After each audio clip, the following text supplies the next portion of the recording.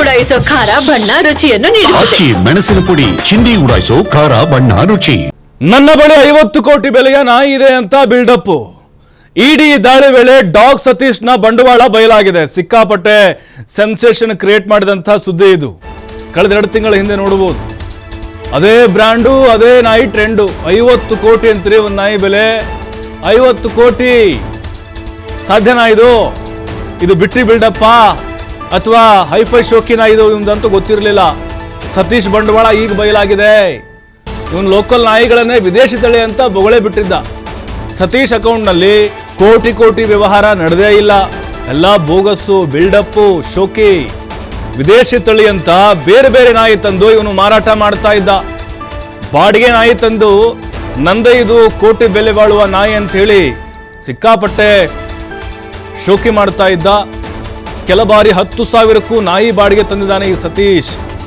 ನೋಡಿ, ಸತೀಶ್ ಇನ್ನು ಭಾಳ ಸರಿ ನೋಡಿರ್ತಾರೆ. ಇವೊಂದು ಒಂದಲ್ರಿ ಕತೆ. ಈ ಹಿಂದೆನೂ ಭಾಳ ಆಗಿದೆ. ಅವನು ಯಾವುದೋ ಒಂದು ನಾಯಿ ಹಿಡ್ಕೊಂಬರ್ತಾನೆ, ಹಗ್ಗ ಹಿಡ್ಕೊಂಬಂದು ಯಾವುದೋ ಕಾರ್ಯಕ್ರಮಗಳಲ್ಲಿ, ದೊಡ್ಡ ದೊಡ್ಡ ಕಾರ್ಯಕ್ರಮಗಳಲ್ಲಿ ಕರೆದಿರ್ತಾ ಆಹ್ವಾನ ಕೊಟ್ಟಿರ್ತಾರೆ. ಓ ಶ್ವಾನ ಪ್ರಿಯಪ್ಪ ಇವನು ಸತೀಶ್ ಅಂತೇಳಿ. ಯಾಕಂದರೆ ಶ್ವಾನ ಪ್ರೇಮಿ ಹೌದು.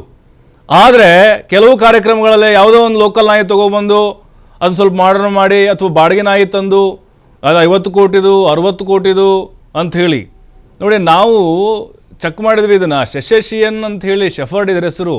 ಇದು ವುಲ್ಫ್ ತಳಿದು. 50,000ದಿಂದ 1 ಲಕ್ಷ ರೂಪಾಯಿ ಅಷ್ಟೇ ಬೆಲೆ. ಇದು 50 ಕೋಟಿ ಅಂತ ಬಿಲ್ಡಪ್ ಕೊಟ್ಟಿದ್ದ.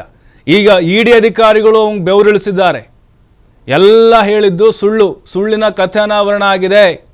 ಜನನು ಕೂಡ ನಂಬಿಟ್ಟಿದ್ರು ಇವರು. ಮತ್ತಷ್ಟು ಮಾಹಿತಿ ಸಂತೋಷ್ ನೀಡ್ತಾರೆ. ಸಂತೋಷ, ಈ ಶ್ವಾನ ಪ್ರೇಮಿ ಸತೀಶನ ಬಂಡವಾಳ ಬಯಲಾಗಿದೆ. ಇಡಿ ಅಧಿಕಾರಿಗಳೇ ಶಾಕ್ ಆಗಿ ಹೋಗಿದ್ದಾರೆ ಅಂತ ಕೇಳ್ಪಟ್ವಿ.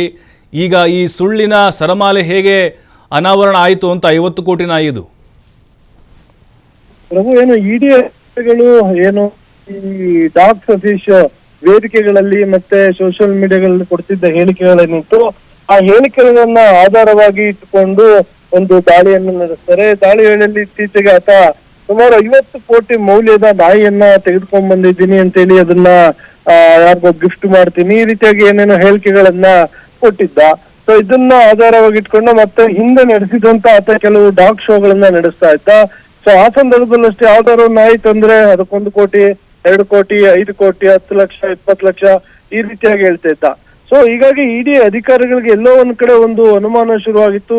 ಡಾಗ್ಗಳನ್ನ ತರುವ ಹೆಸರಿನಲ್ಲಿ ಏನಾದ್ರು ಮನಿ ಲಾಂಡ್ರಿಂಗ್ ಏನಾದ್ರು ಮಾಡ್ತಿದ್ದಾನ ಅಂತ ಹೇಳಿ ಒಂದು ಅನುಮಾನ ಇತ್ತು.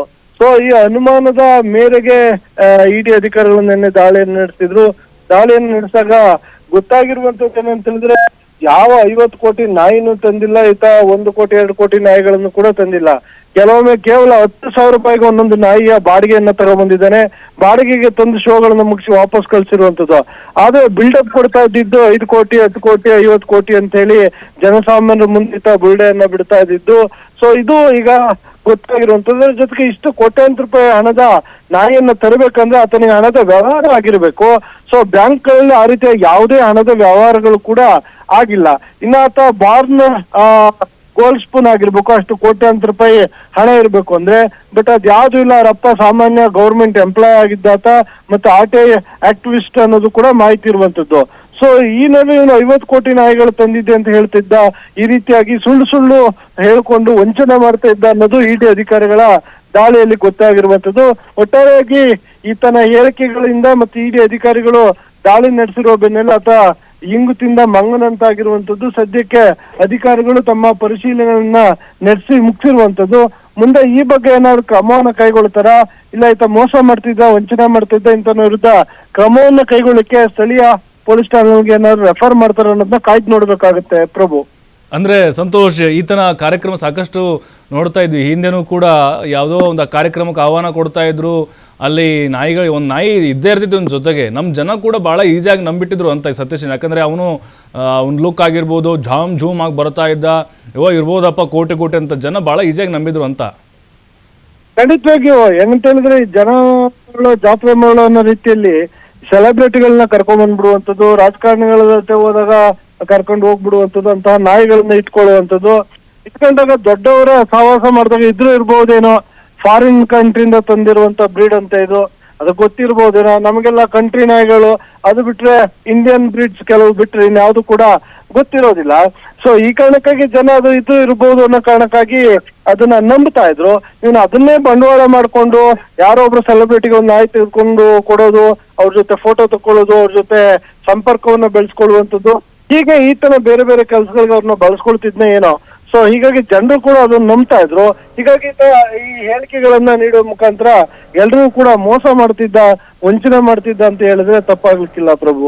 ಥ್ಯಾಂಕ್ ಯು ಸಂತೋಷ್ ಮಾಹಿತಿಗಾಗಿ. ನೋಡಿ 50 ಕೋಟಿ ನಾಯಿ ಅಲ್ರಿ, ಒಂದು ನಾಯಿ ಬೆಲೆ 50 ಕೋಟಿ ಎಲ್ಲೂ ಇಲ್ಲ ರೀ.